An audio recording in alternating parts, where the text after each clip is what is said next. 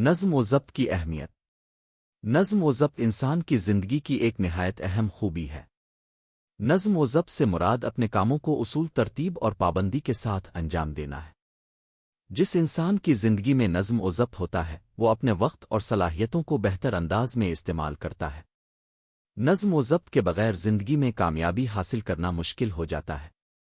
طالب علم کی زندگی میں نظم و ضبط کی خاص اہمیت ہے۔ ایک اچھا طالب علم وقت پر اسکول جاتا ہے، اپنے اساتذہ کا احترام کرتا ہے، باقاعدگی سے سبق پڑھتا ہے اور اپنا ہوم ورک وقت پر مکمل کرتا ہے۔ وہ کھیل، آرام اور پڑھائی کے لیے مناسب وقت مقرر کرتا ہے۔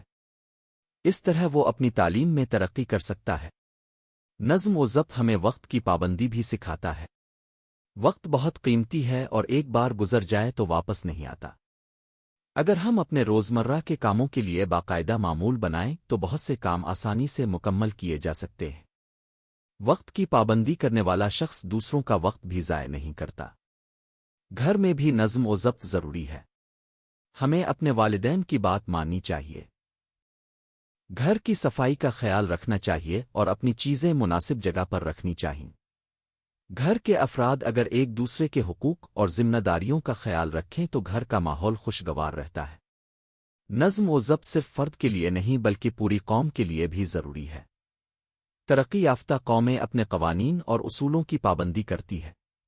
سڑکوں پر ٹریفک کے قوانین کی پابندی، صفائی کا خیال، سرکاری اداروں میں وقت کی پابندی اور دوسروں کے حقوق کا احترام معاشرے میں نظم و ضبط پیدا کرتا ہے۔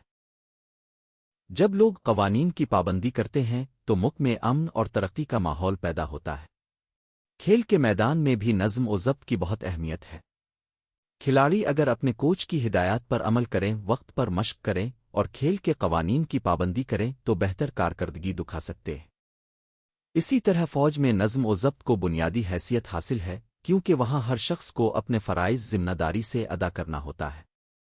نظم و ضبط انسان میں ذمہ داری، خود اعتمادی اور محنت کی عادت پیدا کرتا ہے۔ یہ ہمیں سکھاتا ہے کہ ہر کام مناسب وقت اور صحیح طریقے سے کیا جائے۔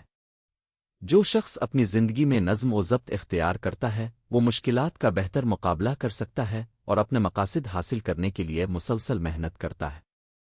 آج کے دور میں نظم و ضبط کی ضرورت پہلے سے بھی زیادہ ہے۔ ہمیں موبائل فون اور دیگر تفریحی سرگرمیوں میں اپنا قیمتی وقت ضائع کرنے کے بجائے اپنے ضروری کاموں پر توجہ دینی چاہیے۔